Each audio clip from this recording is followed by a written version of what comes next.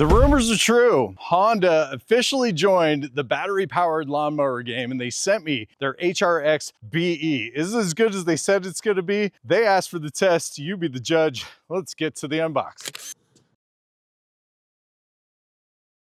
I'm super excited about this one. A lot of us have been patiently waiting for the Honda to drop this model, and here it is. This is their premium 21-inch Nexite deck mower loaded with features like high torque brushless motor and a full Versamo system built in. Honda claims this one delivers professional level performance. So let's talk about what Honda is promising us about this mower. Now up front, you're working with a 21-inch Nexite deck, rust-proof, dent-proof, and one of Honda's premium features. Cutting height adjusts through 7 positions, ranging from 0.75 inches on up to 4 inches height of cut. And I'm very excited to see that they're going to dip below 1 inch height of cut. So for cut quality, Honda is using their micro cut twin blade system designed for extra fine clippings and cleaner mulching, bagging, or leaf shredding. That ties directly into the Versamo 4-in-1 system, so you can mulch, bag, rear discharge, or shred leaves without swapping any attachments. Now, drive power comes from Honda's E-Select variable speed rear wheel drive, letting you set your pace anywhere from 0 to 4 miles per hour, which is pretty peppy. The mower rides on 9-inch wheels with ball bearings, which should help it roll smoother and track straighter across the yard. Now, power comes from Honda's dual bay battery system built around their 12 ampere hour 58 volt lithium pack, which Honda rates up to 45 minutes of runtime per battery, depending on cutting conditions. They handle folds for storage. Let's stop talking specs and put this thing in the grass to see if Honda actually delivers. Machine's put together, and now it's time to start the testing phase. So I've got this divided up in a couple different categories. Today, I'm gonna focus on the maintenance lawn. So we're gonna go through the front yard, the backyard, and they've got a small little area, just see how well kind of gets into tight corners. Then we're gonna transition into my front yard, which is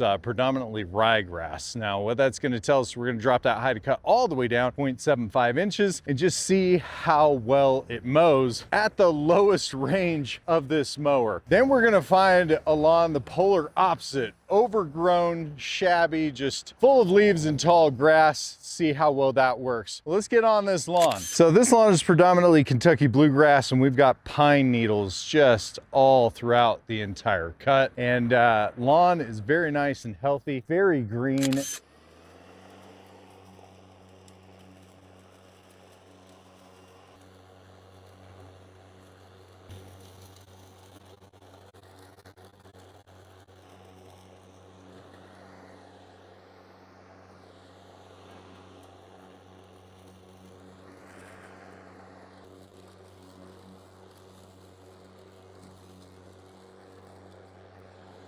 So now for the fun part. I stopped midway through. I just kind of want to show you guys. Would you look at those stripes, man? Looking really, really good. Cut quality so far, been really, really happy with it. I've got the cut down to about 2.5 inches. And right now for a maintenance mow on this Kentucky bluegrass, cutting nice and clean off the top. Doesn't appear to have very many stragglers, which means suction is good.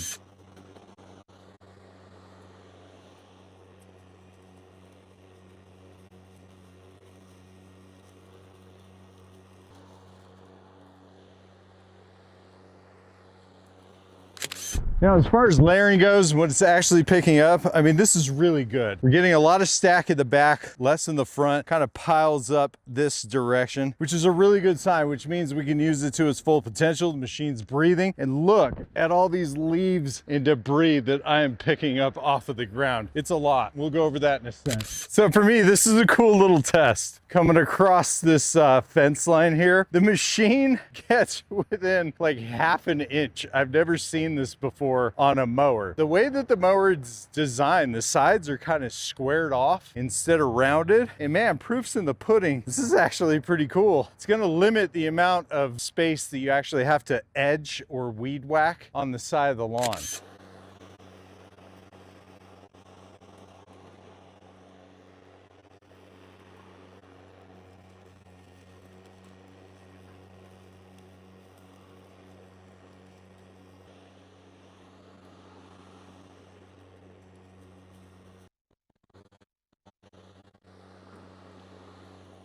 take a look at this grass, shall we? Look at how nice, clean, and cut it is. And just looking at the tippy tops of the blades of the grass, no shearing. So by that, what I mean is like if you rip a piece of paper, you'll have all these little splices that are occurring. And that ultimately is going to affect your color. So if we look at the blades here, you can see how nice and clean they are. So we're not going to get that brown haze that's on top of the grass that affects the color. Now keep in mind though, blades are blades. So I would say about every 20 mows, you should really sharpen that blade.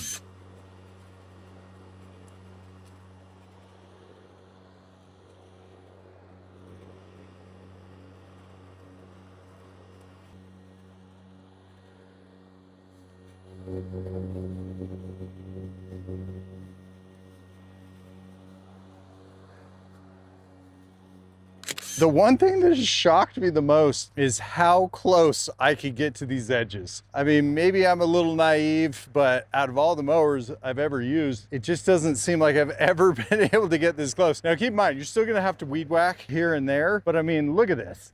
I'm all the way to about right here on the cut, all the way across. I mean, that's ½ inch, which means for those of you lazy people out there that only want to weed whack every other week, it's not gonna look terrible. So for a guy like me that doesn't like to go to the trash a lot, you can see this is chock full. This is great. So as far as battery consumption goes, we've used 1/4 of the battery. If I were to guesstimate, I'd say we went over about 2,500 square feet of grass. So 1/4 of that would mean that we're getting about 10,000 square feet of grass on a plain flat area with a maintenance mow. But I'll post the official numbers here. That was a good first test. Now let's check out these before and after shots and kind of go over my first impressions of the machine. Now we already talked about cut quality. We talked about how close it gets to the fences. The other thing is the suction is really decent. So I was at about 2.5 inches, and I would say I got about 90% of the leaves and also the pine needles. Now these are really hard to get out. So considering the sheer volume that I was able to get out, I'm really happy with that. But the stripe quality on this is actually pretty good. Went with that V pattern flying ducks just to accent the front of the house, give it some stage and presence. But let's move on to the second test, which is that low cut on my ryegrass.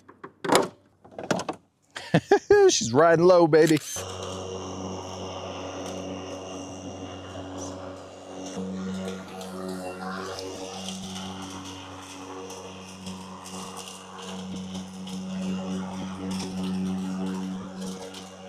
So check this out, really, really good suction. You can see there's a massive difference in cut between this side and this side. Very visible. This is pretty cool.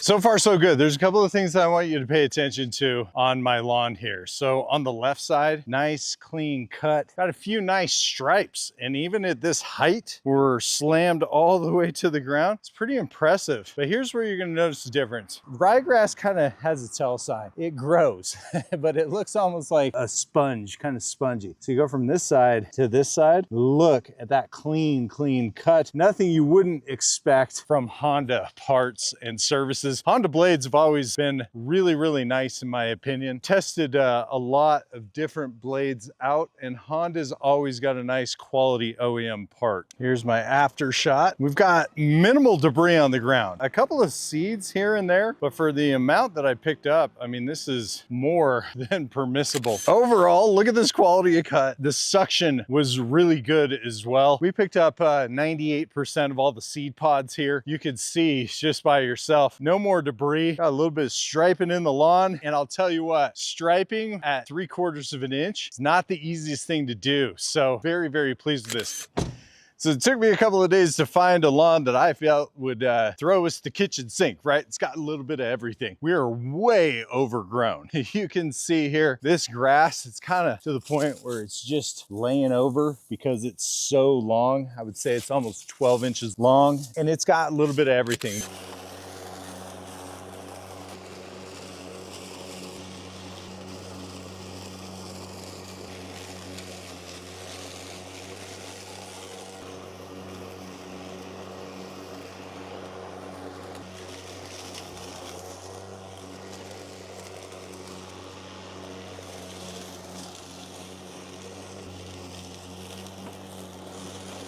Now I'm almost through pass number one, so there's a couple of things that I want you guys to understand. This is about the most imperfect lawn that I've been on in a very long time. Several different varieties of grass. This grass was so long, it's gonna require me to go over it again, and this is kind of common when you let this type of grass go this long for so long, kind of mats down. But on the first pass, suction's good. I mean, we're getting, I would say, 80% of all the grass. It's better, pretty happy with that. And we're gonna test it out. Got a small slope. From my understanding, brochure says that this is rated up to 15 degrees. And what I'll tell you is plenty of power.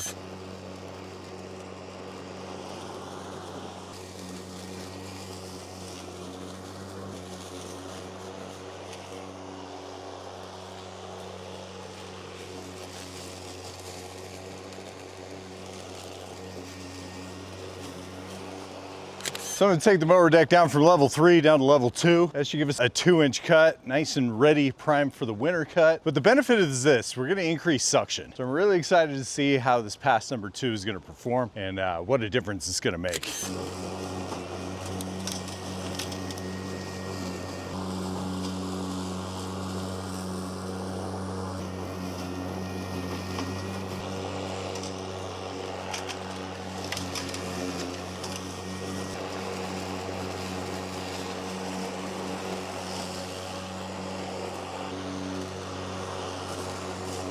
I gotta say, I love it when a good project comes together. I mean, it is just 100 times better. We took that height of cut down from 12 inches down to about 2.5 inches. Ready for the winter here in this mountain region. This grass was thick, it was tough, and look at it. Now, there's a couple of nice things. The front edge has a nice little lip, and it saved me. Look at this, the shutoff valve was just buried here. Nobody even knew. I'm gonna clean up around these just so we don't have that problem once again. But overall, cut is really nice.